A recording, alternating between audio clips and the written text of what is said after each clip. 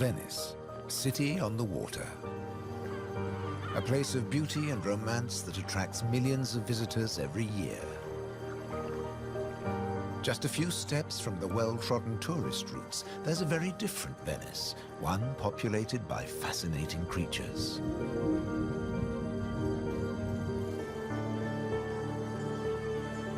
This film explores a Venice that few people ever see, a city that has a surprising double life.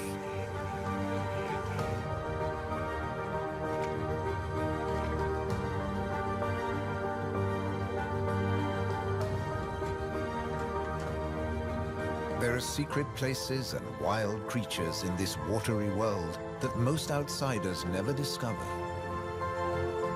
In the skies above, on the beaches, and in the canals are the true Venetians that live in every hidden corner of the city and the lagoon. Wild Venice is their home.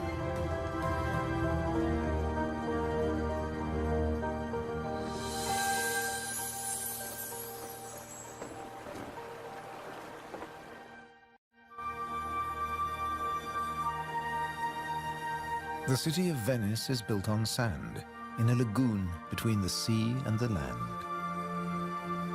First formed from river sediments, man has since created an ecosystem as fragile as Murano glass. Covering 550 square kilometers, it's one of the largest wetlands in the Mediterranean. Flamingos arrived at these Venetian waters quite recently. They crisscross the Mediterranean from North Africa to France's Camargue, to Sardinia, Tuscany, and now Venice.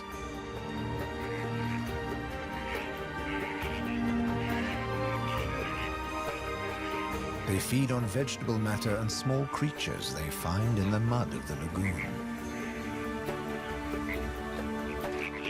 In the shadow of Venice, the lagoon is the northernmost flamingo habitat in Europe.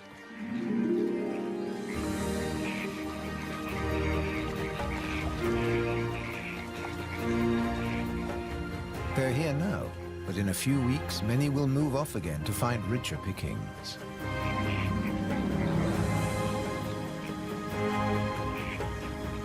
Their takeoff may look clumsy, but once in the air, their flight is balletic and elegant.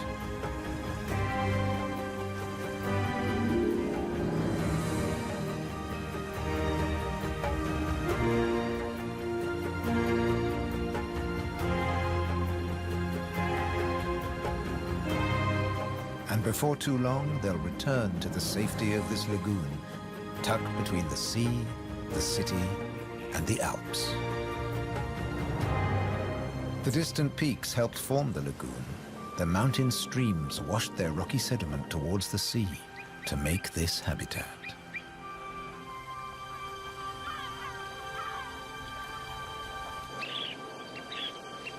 Some of the lagoon's other birds are ready to leave.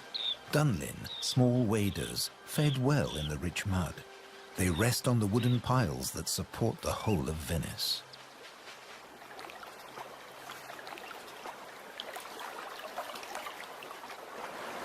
It's spring, time to head off to their northern breeding grounds.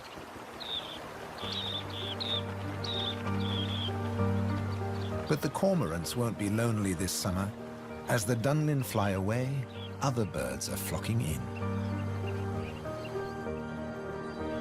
A bird's eye view reveals the full beauty of the lagoon. A labyrinth of uninhabited islands, intertwined canals, and swampy sandbanks.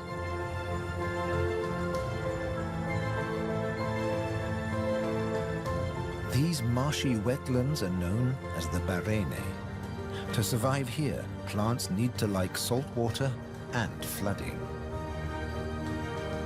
Natural arteries called gabi meander through the brackish gardens, keeping the lagoon alive.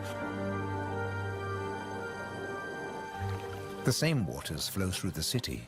The curving streams between the islands became the magical canals of Venice.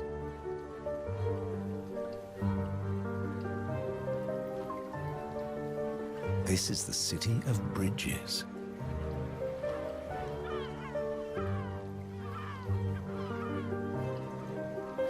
Visitors are mesmerized by the romance of the canals and the ancient architecture, and often miss the smaller, wilder sights around them.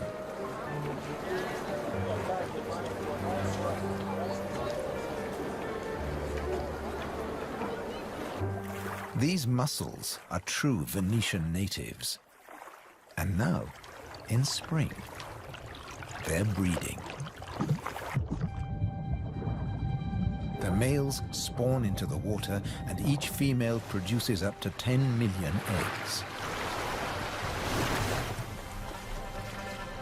Most of the larvae are eaten by other inhabitants of the canals, but up to 10,000 young shellfish will survive.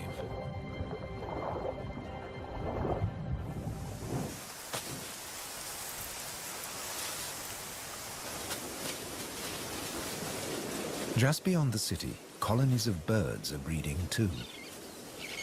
But a hazard of urban nesting is constant disturbance.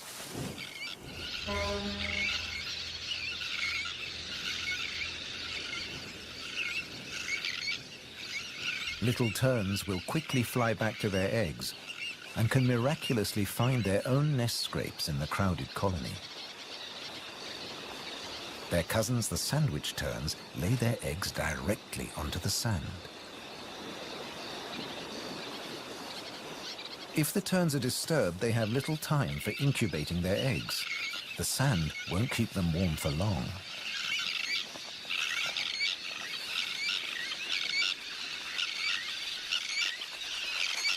And left out in the open, they could be an easy target for predators.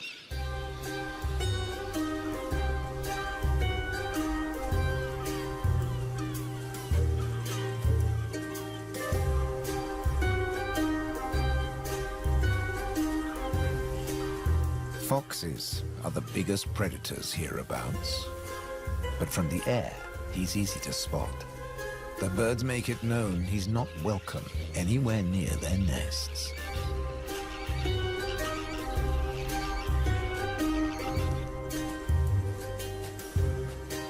Foxes would rather not get their feet wet. Hunting in these swampy areas is a frustrating business.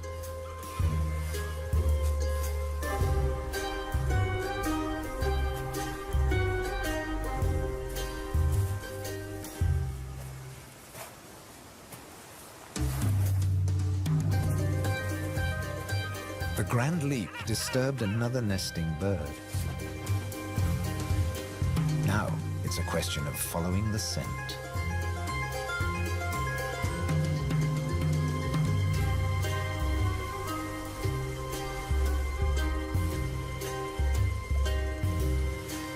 A welcome snack.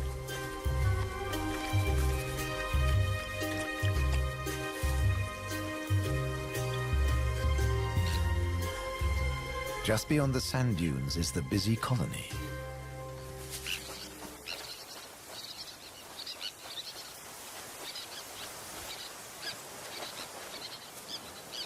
In this mixed neighborhood, a pied avocet is brooding next to the sandwich terns.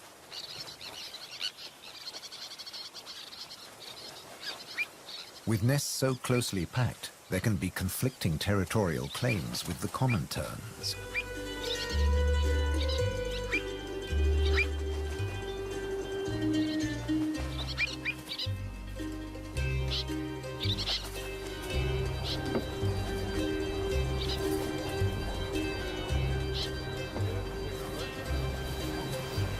But the avocet stands his ground.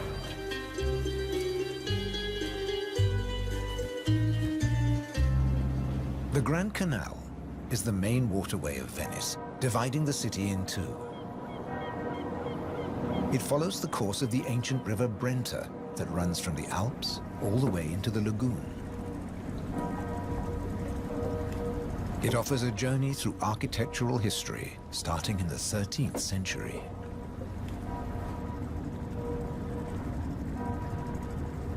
The banks of the Grand Canal have other surprises to offer, like Palazzo Malipiero's Rose Garden.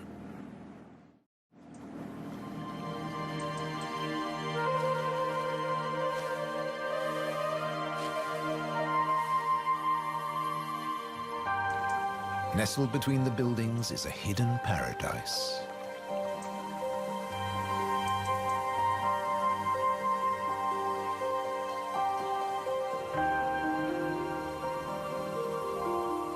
Now owned by a modern-day countess, it has been restored to its full glory, and no detail has been left to chance.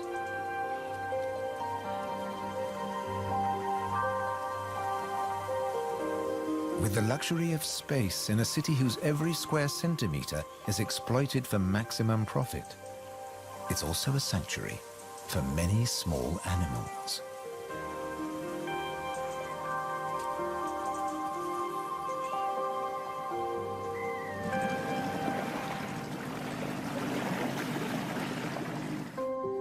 Every day, more than 50,000 tourists visit Venice.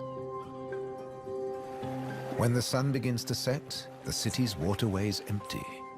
Venice belongs to the wild Venetians.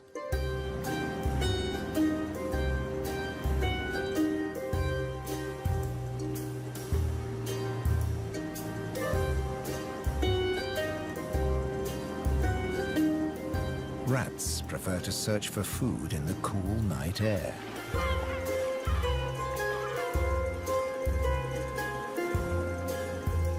But they're not alone.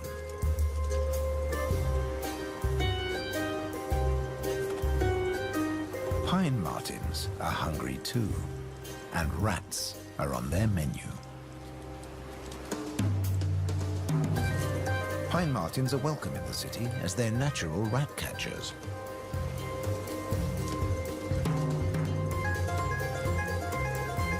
Agile with a keen sense of smell, they can find and follow any rat.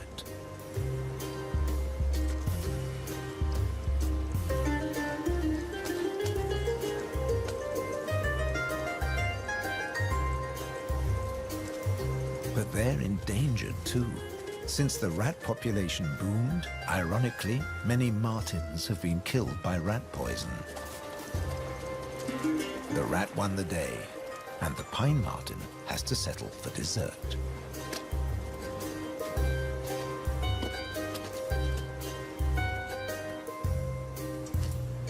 Not such a sacrifice, as pine martens are omnivores.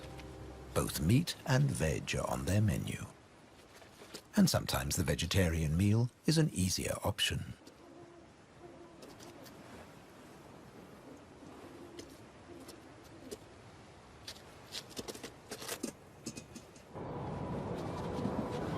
As the rat prepares to sleep, the city of Venice is beginning to wake up.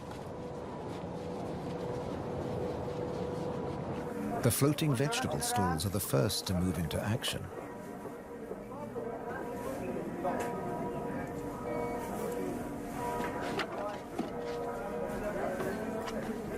Soon these silent waterways will become busy highways again. In the 18th century, over 8,000 gondolas navigated the Venice canals.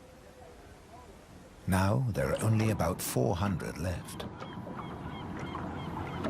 Life in Venice may be moving with the times. But one thing never changes.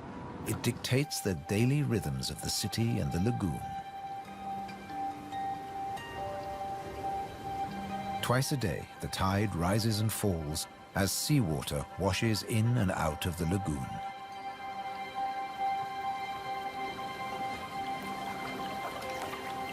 The water level changes by up to 60 centimeters. Smooth lakes disappear into swampy wetlands, only to return hours later.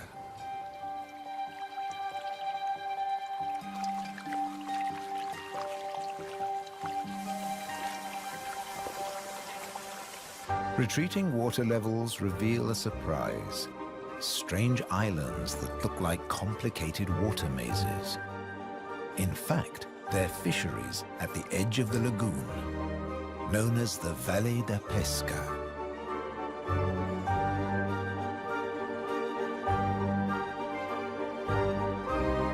They'd been worked by the same families for generations, using a simple but ingenious method.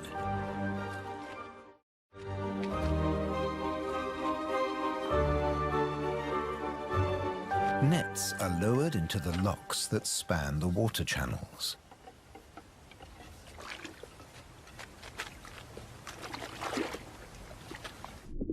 In the springtime, the locks bar the way to the young fish that stream into the lagoon to feed.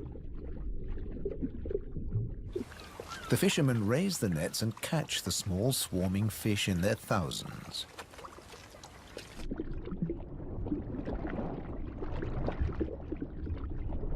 It's easy to scoop them out, but these fish are not for eating.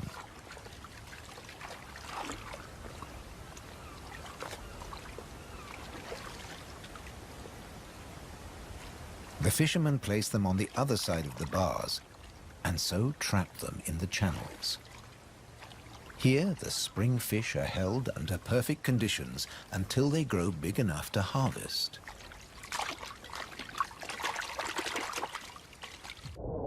In the autumn, when the fish try to return to the sea, they're simply netted again. This time, they don't get away. Kingfishers have a more dramatic technique.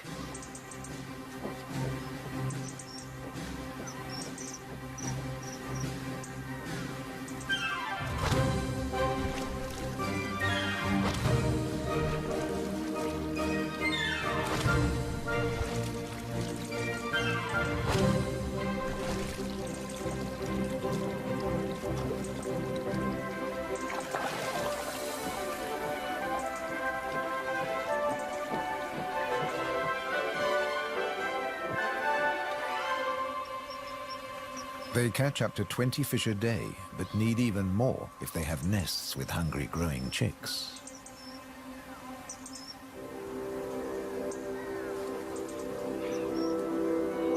It takes enormous skill, but also violence. A sharp blow to the head stuns the fish. And when it stops wiggling, the kingfisher can turn it round without fear of it escaping.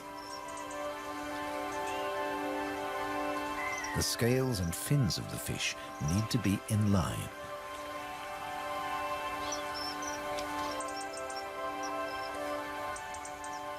Now it's ready to swallow.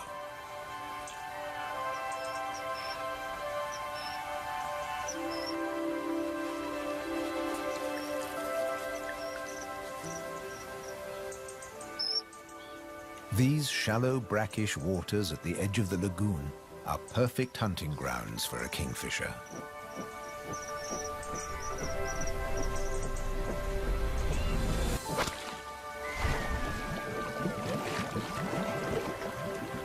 But not every dive is successful. They'll snatch the odd insect in the air, but 95% of the kingfisher's catch must be made underwater. The cormorant has an easier life, as does the little egret. And some don't even get their feathers wet while hunting. There are plenty of fish in the lagoon, but they're not only found in the wetlands. These waters flow through the city too. And there are fish to be caught in the canals. Beneath the bustling jetties of the famous vaporettos or water taxis, wildlife flourishes.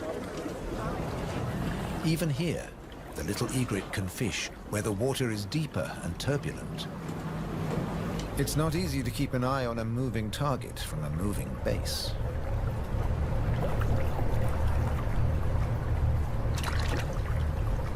But persistence and patience pay off.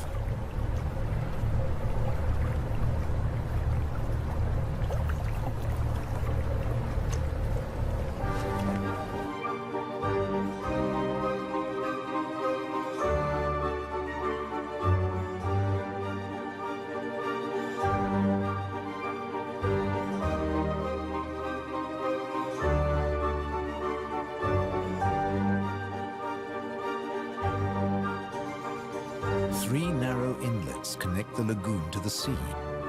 They're known as bocche, the Italian word for mouth.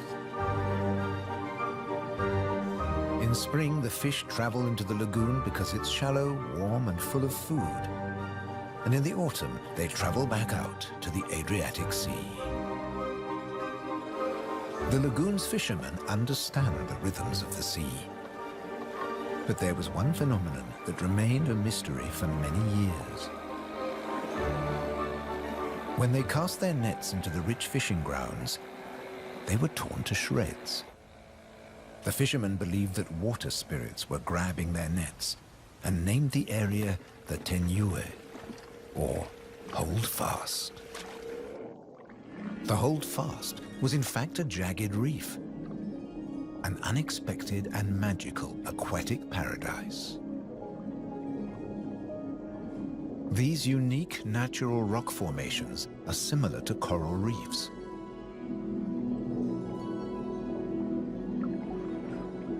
They're home to all kinds of remarkable creatures. Serpent stars, or marine annelids.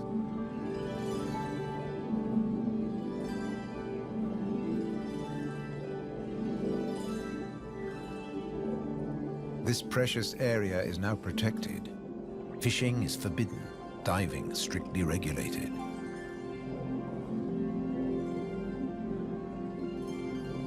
Even harvesting a shellfish delicacy like these canestrelli is banned.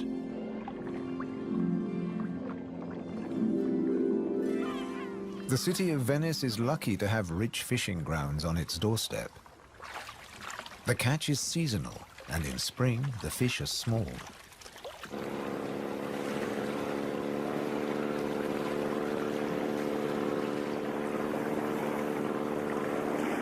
But the fishermen will go out, as long as they can find a buyer.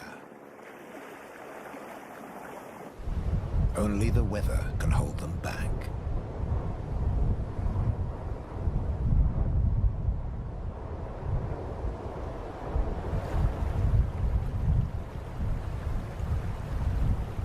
City and wetlands are both at the mercy of the elements. A storm is heading towards the lagoon. When rain-bearing clouds build up against the southern face of the Alps, and when warm southerly winds whip up the sea, water is driven into the lagoon, flooding the city and engulfing the swampland.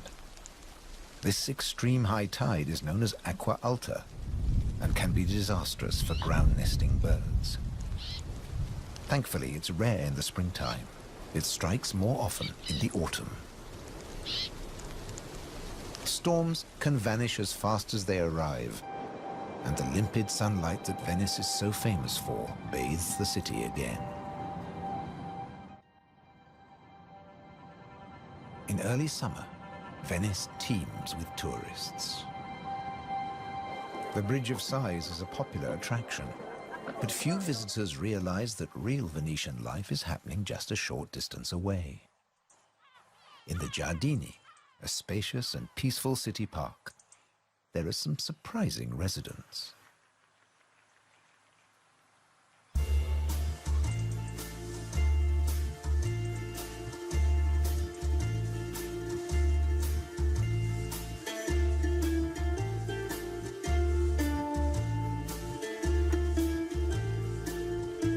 This prehistoric-looking creature is an amorous green toad looking for a mate.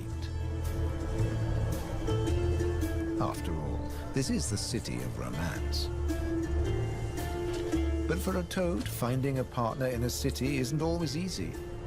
Even a quiet park is full of danger and disruption.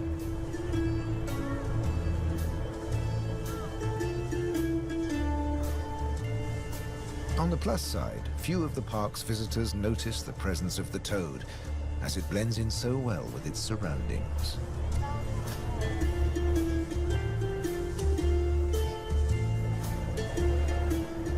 Another of the city's visitors is far more conspicuous.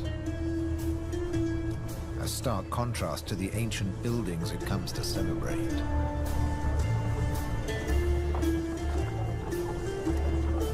and a danger to the fragile city. The toad at last finds a more secluded waterside spot. Soft light, gentle fountains, the perfect place to mate. Venice is full of secret places hidden away from the main tourist routes. A traditional gondola repair shop nestles between the city's Zattere and Dorsoduro districts.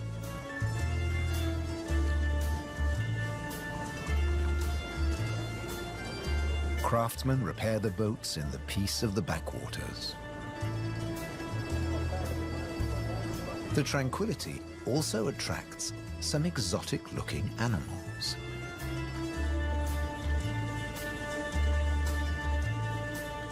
Geckos are not native to Venice, but they've settled in well here.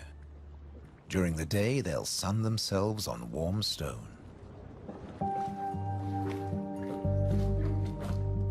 They're waiting for nightfall, when the insects they eat will emerge. And in the golden light, birds that hunt geckos settle in for the night. Terns fly back to the safety of the colony, and others enjoy a final bath. Evening always brings a measure of peace to the city. The Grand Canal is now very quiet, a perfect time for the gecko.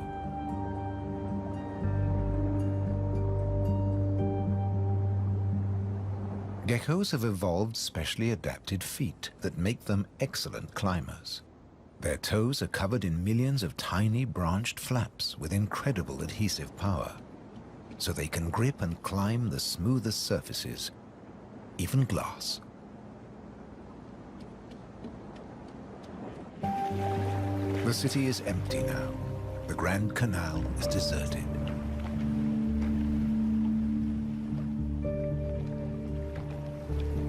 The evening's activity has passed to Venice's bars and restaurants.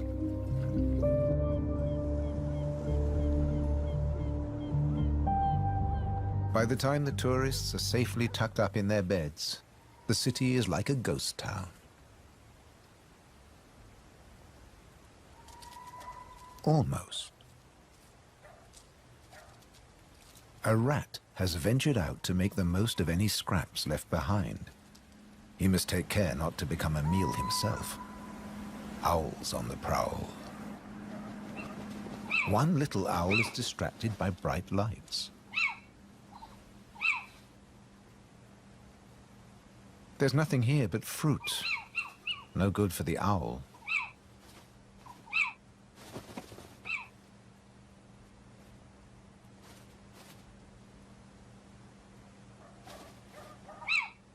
This house call hasn't paid off. Time to make a swift exit. The lucky rat will make it home tonight.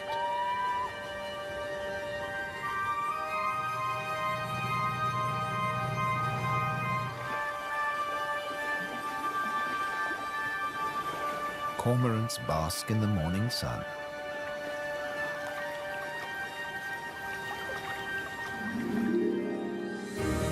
The terns start fishing early. The colony is now a hive of activity.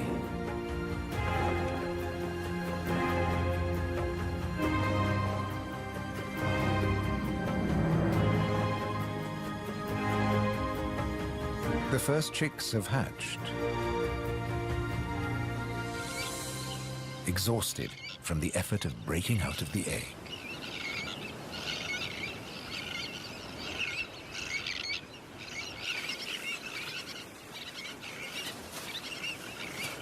Around them, the colony has turned into a busy Italian restaurant as the adults noisily deliver their food.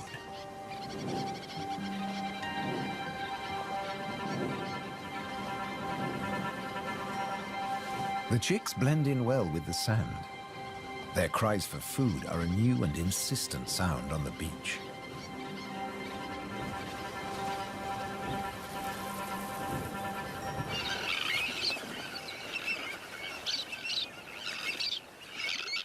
Their calls are echoed by the adults, who do nothing else but feed these demanding youngsters.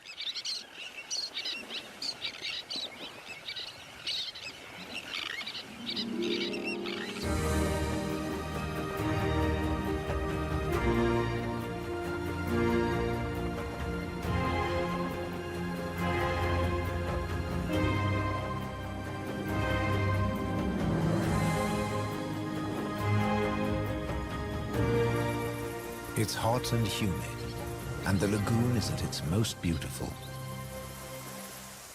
The hot summer months are the quietest for the fishermen. They take advantage of this time to mend their nets. They work and even sleep here, with spectacular views of the surrounding wildlife.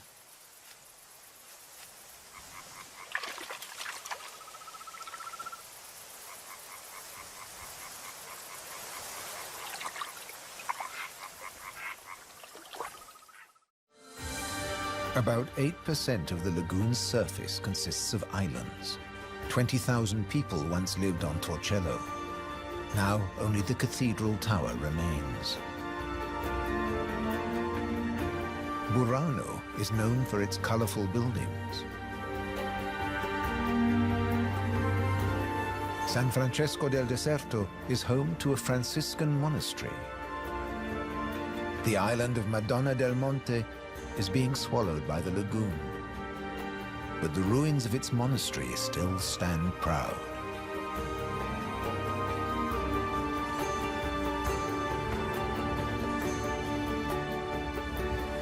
Enchanted places like this are an ideal refuge for wild animals.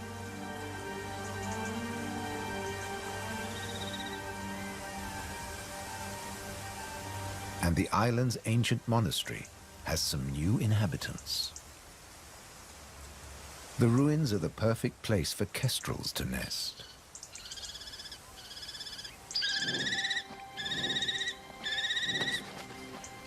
The hungry chicks are nearly as big as the adults and almost ready to fledge. Feeding this brood is a full-time job for both parents.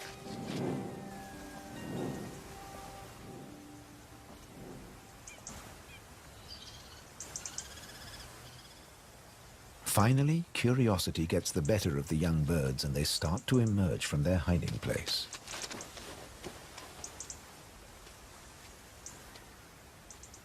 The first nervous explorer is soon followed by a sibling.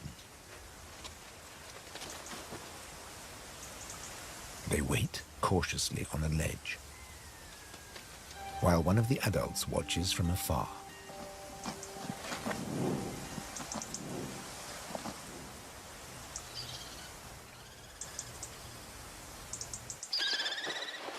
Their mother returns with food, and the young kestrels jostle to get to the front of the queue.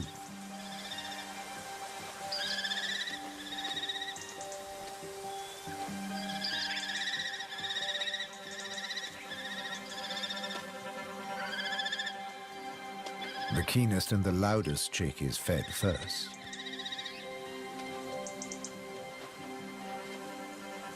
Soon the food parcels will stop. It's almost time for the young to leave the nest and fend for themselves.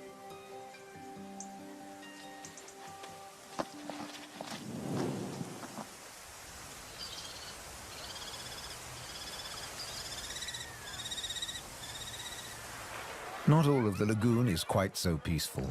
Venice's Lido, with its luxury hotels, is where the human bathers gather.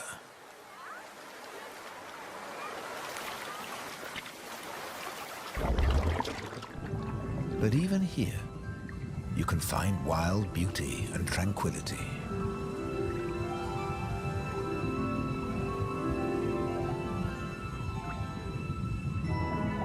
In the Tenue, Venice's reef, one of nature's most delightful performances is in full swing. The squid's mating dance.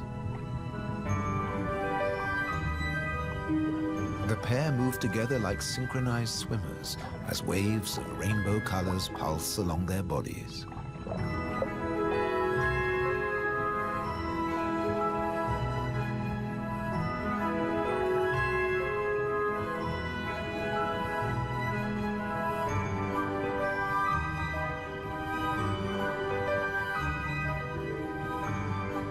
It's like an underwater version of the Venice Carnival,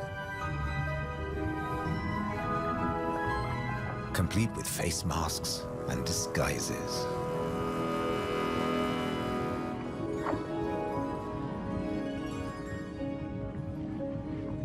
Decorator crabs change their shape by attaching sponges and algae to their bodies.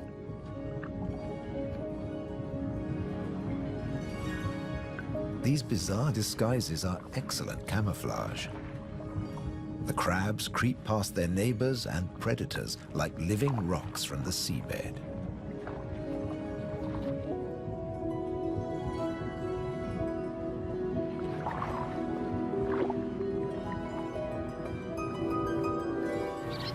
The tern colony just beyond the city is flourishing. The chicks have fed well and are strong and healthy.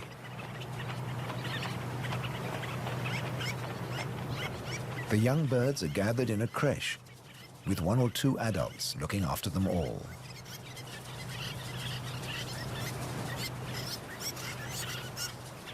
Today's lesson is elementary flight, but the teacher's demonstration is over in a flash.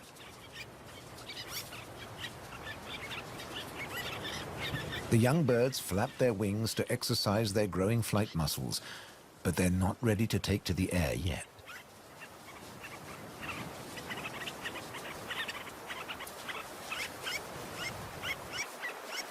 Before long, they'll be flying as well as their parents. The young kestrels are also preparing for takeoff. They bravely take the plunge and launch themselves into the air.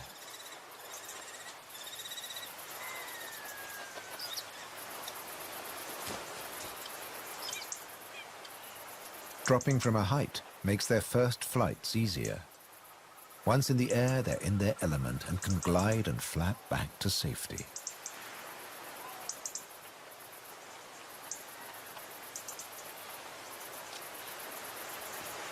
These first flights mark the end of their parental care. Now they have to find their own territory.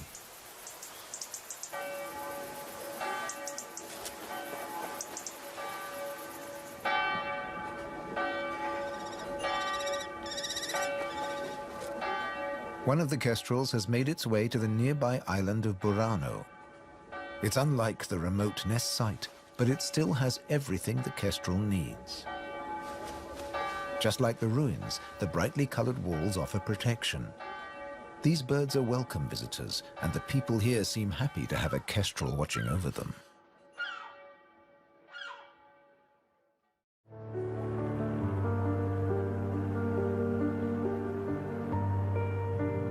Autumn has arrived, and the wetlands once again change color.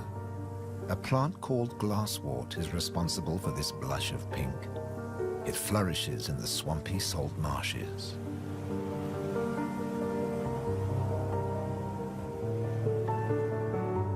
The first autumn mists mark the end of summer. The bright, humid days give way to cooler, grayer hues. The sea and the sky seem to merge into each other. Now in September, the sea is generally calm. But from the autumn equinox, there are high tides. And sometimes, Venice floods. For now, the water is still and shimmers like liquid mercury. When the temperature drops, the beaches are finally too cold for tourists. Animals better equipped to bear the chill reclaim them. A hungry fox sniffs along the shore looking for food.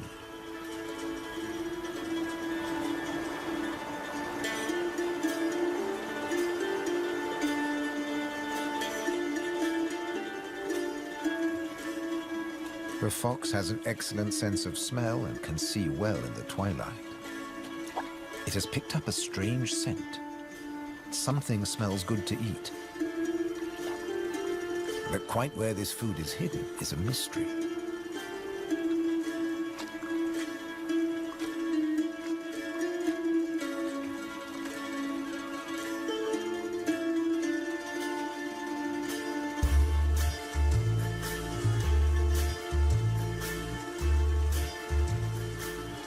Crabs have been crossing the beach, leaving behind a number of trails, and the fox is very confused.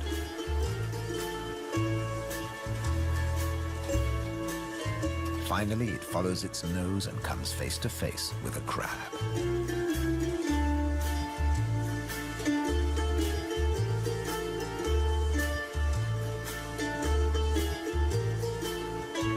It's an unequal battle, but the crab has the advantage of armor and weapons.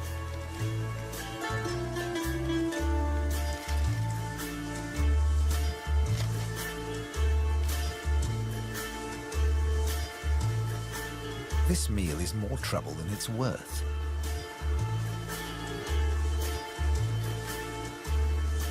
There must be easier pickings. The crab, dazed but victorious, moves off to a more secluded place.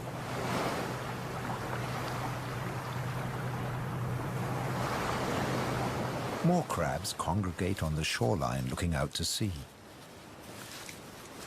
But just across the water, the residents of Venice are having a less comfortable time. The waters of the lagoon are creeping into the city.